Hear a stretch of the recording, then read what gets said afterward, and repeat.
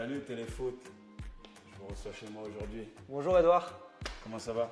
ça va très bien, c'est un privilège d'être chez vous à Londres, dans votre salon avec, je vois tous les trophées, vous en avez gagné pas mal. Ouais, un petit peu quand même. Le plus récent du coup, Le plus récent, c'est la Coupe du Monde des clubs. Il y a quelques jours, on a remporté avec Chelsea, pour la première fois d'ailleurs. Donc, c'était une très belle émotion de la part de tous les dirigeants qui étaient là et même du staff et des joueurs.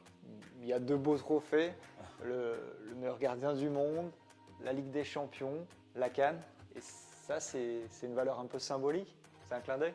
Ouais, ça c'est un clin d'œil. C'était ma première année en tant que gardien de but. Et ouais, quand je vois cette image-là, c'est assez symbolique pour moi parce que c'est le jour où tout a commencé et de voir aujourd'hui où j'en suis, c'est toujours plaisant.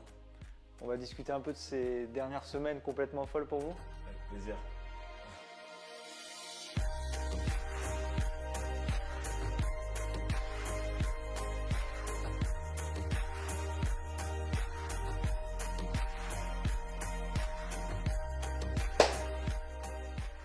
Edouard, en l'espace de quelques jours, vous avez remporté la Coupe d'Afrique avec le Sénégal et la Coupe du Monde des clubs avec Chelsea. Est-ce que vous réalisez ou vous êtes encore sur votre petit nuage? Oui, je réalise parce que bah, la saison elle suit son cours. Dans 10 jours, on a une autre finale. Donc ça ne nous laisse pas trop le temps d'apprécier et de profiter de ce qu'on vient d'accomplir pour ma part et en sélection et en club. Donc franchement, j'ai pas eu le temps de me poser de questions, de savourer. Je me suis juste remis le pied à l'étrier et j'ai foncé sur la Coupe du Monde des clubs comme je vais foncer sur la Carabao Cup. Ça fait quoi de gagner deux titres si prestigieux en si peu de temps? Franchement, c'est quelque chose d'énorme, c'est quelque chose de grand. On parle du trophée que Chelsea n'avait pas encore, on parle d'un trophée que le Sénégal n'avait pas encore.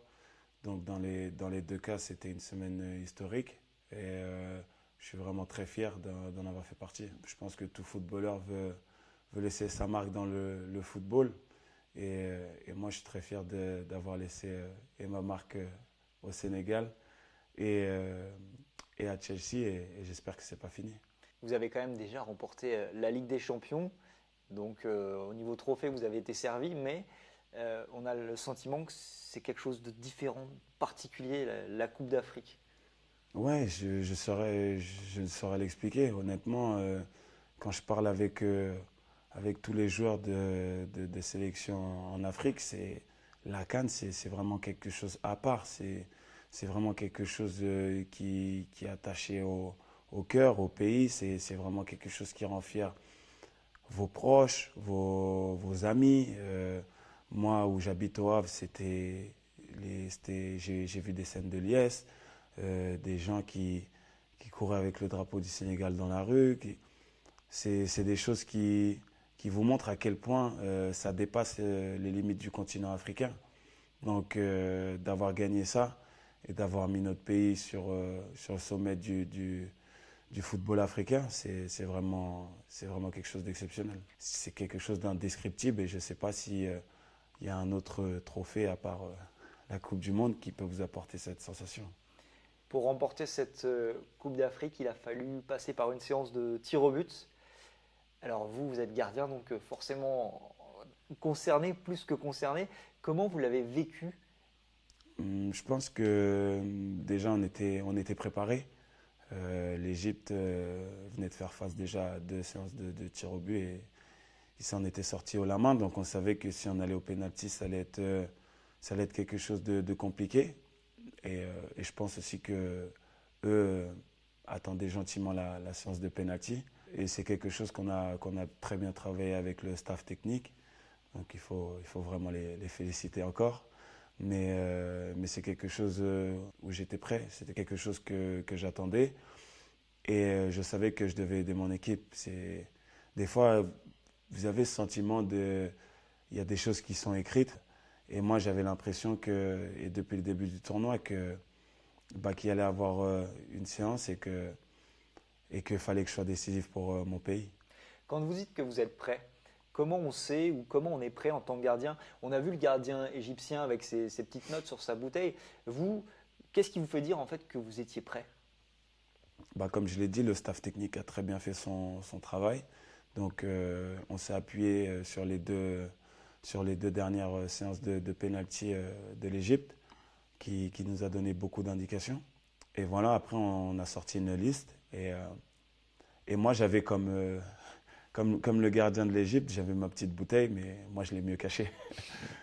Pareil, vous aviez les petites indications. Ouais, j'avais mon indication, elle était sous ma serviette et elle était mieux cachée. Mais c'est vraiment utile ou c'est un peu la superstition, ça? Non, c'est vraiment, ça aide? Non, c'est vraiment utile. Et d'ailleurs, l'Égypte, je ne sais pas comment ils ont fait parce qu'il y a certains tireurs qui ne tirent jamais en club, qui ont tiré en séance d'entraînement à huis clos. Et le gardien avait sur sa feuille, parce qu'on l'a récupéré après le match, il avait tous les pénaltys de tous les joueurs qui avaient tiré à l'entraînement. Donc, avant de revenir à votre arrêt, quand vous débutez la séance, c'est du stress, il y a de l'excitation, juste au moment où vous allez faire face au tireur, au moment du premier pénalty? Je me suis juste un peu recentré sur moi-même. Le coach a eu 2 mots pour moi, Sadio aussi. Qu'est-ce qu'ils vous ont dit? Sadio m'a dit: Edou, aide-moi à réparer mon pénalty. Il m'a dit: je compte sur toi. Et voilà, quand Sadio vient vous dire ça, en plus Sadio dans le match a raté un pénalty, donc je savais à quel point il pouvait se sentir coupable. Donc j'avais aussi cette envie de l'aider. Et voilà, quand le coach me regarde, il me dit: Edou, tu vas m'en sortir un, ça vous donne encore plus de force. Vous savez que il a une pleine confiance en vous, en ce que vous pouvez faire et ce que vous allez faire. Et derrière, évidemment, il y a la remise du trophée. Vous êtes en plus élu meilleur gardien de la compétition. Je pense que ce qui est encore plus fort, c'est le retour au Sénégal. Du moment où voilà, le match se termine et Sadio met son penalty, je sais que ça va être quelque chose d'incroyable qui va nous attendre. Parce que, comme je l'ai dit, c'est quelque chose qui dépasse le continent africain. Moi, avant le match, je recevais des messages de mes potes de quartier, des gens avec qui j'ai évolué, qui sont d'origine sénégalaise, qui nous disaient: on prie pour vous, on est tous avec vous. Et j'en ai reçu des milliers. À ce moment-là, je me suis rendu compte de l'attente et que je m'étais dit le soulagement que ça pourrait apporter de ramener la première Coupe d'Afrique des Nations au Sénégal. Et j'ai essayé de m'imaginer ça, je me suis imaginé ça un peu et je me suis dit que ce serait quelque chose de géant. Et quand on a gagné, quand on a soulevé le trophée, je me suis dit: mais là, au pays, ça doit être la folie. Mais la folie, et quand on est rentré, on l'a très très bien vu. On vous sent, on vous voit heureux évidemment, mais il y a aussi de l'émotion. Ouais, honnêtement, il y a un sentiment qui prédomine, c'est aussi le soulagement, parce que le Sénégal, c'est quand même une forte place du football, mais c'était une forte place du football sans trophée. Donc aujourd'hui, on ne pouvait pas être à la table de l'Algérie, du Maroc, des autres nations qui l'ont gagné, comme la Côte d'Ivoire, Nigeria, etc. On ne pouvait pas s'asseoir à leur table et discuter parce que on vous aurait toujours mis en face que vous n'avez pas de trophée. Vous avez des belles équipes, mais vous n'avez pas de trophée. Et ça, je pense que c'est quelque chose qui a marqué bon nombre de Sénégalais. Le fait qu'on ait des belles équipes, mais qu'on n'ait jamais concrétisé ça par un trophée. Et d'avoir ça, enfin, c'est vraiment un soulagement. On regarde quelques images justement de cette folie à Dakar, au Sénégal.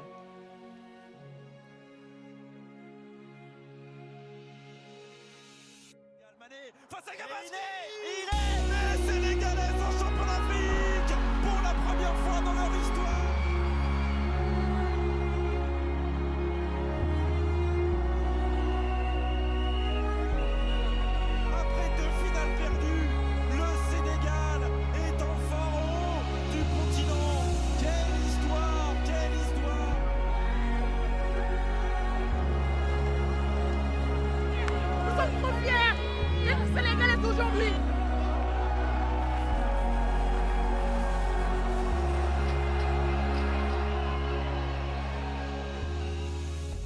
c'est là qu'on se rend compte que à travers le foot, on peut procurer de la joie aux gens. On peut vraiment, à l'espace d'un instant, faire oublier tous les problèmes du quotidien aux gens. Et c'est une vraie responsabilité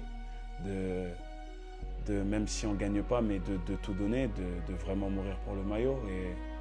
Et je pense qu'au-delà du sacre, les Sénégalais ont été fiers de voir qu'on a été unis, qu'on a été au bout de nos forces, au bout de nos idées pour amener ce titre. Et je pense qu'ils se sont retrouvés à travers nous. Avec la Coupe d'Afrique des Nations. Merci. Boyo, boyo, yeah.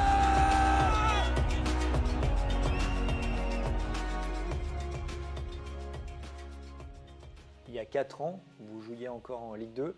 Est-ce que c'est ça aussi qui fait qu'aujourd'hui, vous ne voulez rien rater, profiter de chaque moment?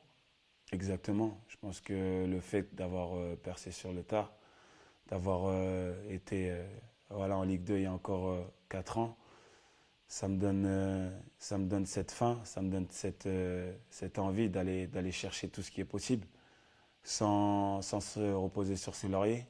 C'est quelque chose qui m'anime et que à Chelsea aussi j'ai trouvé, parce que c'est aussi dans l'ADN du club d'aller chercher des trophées tous les ans, d'aller chercher le maximum de trophées. Et c'est pour ça que je suis très content d'être à Chelsea. Il y a un message, une leçon que vous tirez de tout ça? Oui, je pense que j'ai beaucoup travaillé pour avoir tout ce que j'ai eu. J'ai pas triché. J'ai vraiment tout eu à la sueur de mon front, et grâce à Dieu, j'ai été récompensé. J'ai vraiment on va dire, cette notion d'espoir qui peut caractériser mon parcours.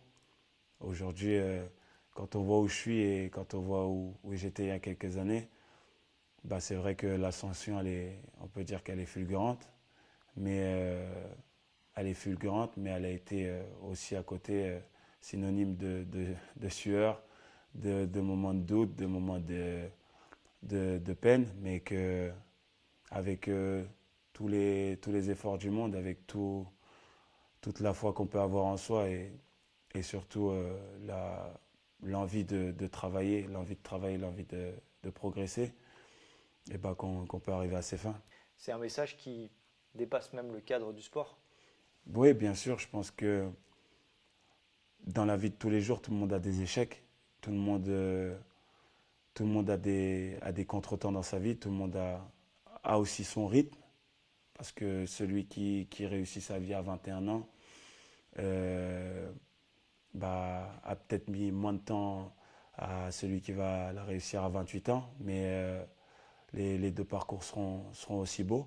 Chaque personne a son rythme de vie, chaque personne a son parcours, mais c'est sûr que oui, il faut toujours avoir cette notion d'envie, d'espoir, et surtout l'envie de réussir dans n'importe quel domaine.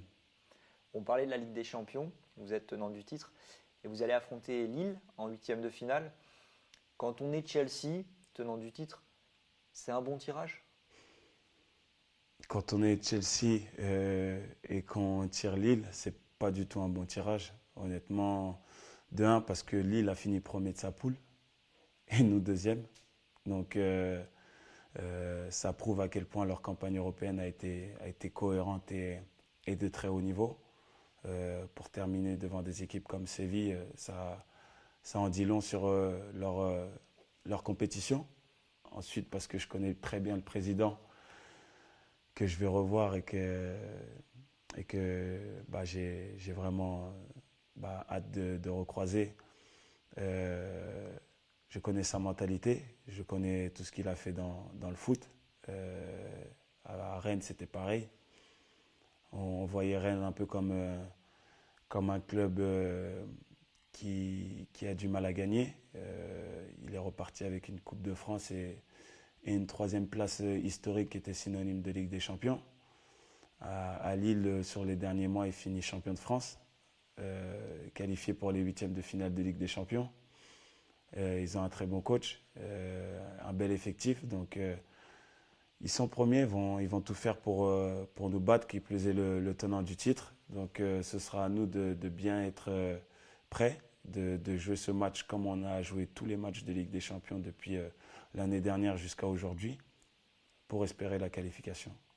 C'est encore plus dur de gagner la Ligue des Champions quand on est tenant du titre, d'en gagner 2 de suite, on est encore plus attendu. Je pense que vu le nombre de clubs qui l'ont gagné 2 fois de suite, on peut avoir une image très claire de la difficulté de la tâche. Aujourd'hui, c'est ce qui nous attend. On veut bien sûr conserver le titre. Et quand on voit des équipes comme le Real Madrid qui l'ont gagné pendant des années de suite, c'est clair que ça donne envie. Mais quand vous voyez le club qui est le Real Madrid avec l'effectif qu'ils avaient et qu'ils ont surtout, bah, on se dit que oui, nous avec notre effectif, c'est possible.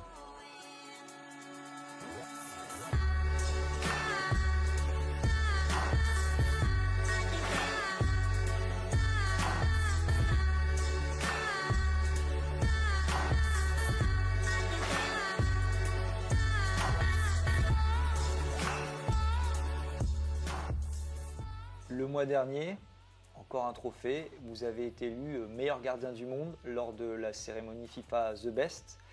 Vous êtes le premier joueur africain à recevoir une récompense individuelle depuis Georges Weah. Ça aussi, ça a été un moment marquant, fort pour vous? Ouais, ça a été, honnêtement, je vais pas le cacher, ça a été un moment très très fort. Un plaisir franchement incroyable de se dire que le dernier joueur africain à avoir fait ça, c'est Georges Weah. Et après lui, c'est moi. Donc c'est quelque chose d'incroyable. Comme je l'ai dit, d'être un footballeur noir, et surtout gardien en Angleterre, où on sait qu'il n'y a pas beaucoup de gardiens de notre continent. C'est une belle chose, mais c'est aussi une très grosse responsabilité. Une responsabilité de montrer que d'autres gardiens peuvent venir ici et faire de belles choses. Et ce titre, c'est on va dire la cerise sur le gâteau. C'est la récompense, une récompense espérée et qui donne encore plus d'envie de ramener ce genre de trophée, que ce soit individuel ou collectif. Vous êtes quelqu'un de très humble. Vous arrivez à vous dire « je suis le meilleur gardien du monde » parce que c'est ça que ça veut dire. Les gens arrivent à le dire, mais moi, j'arrive pas à le dire. C'est des choses qui, comme je l'ai dit, vous responsabilisent et comme mon histoire, continue à donner de l'espoir aux plus jeunes dans ma situation ou même aux jeunes dans tous les domaines. Quelques semaines plus tôt, vous n'étiez pas dans les 30 joueurs sélectionnés pour le Ballon d'Or.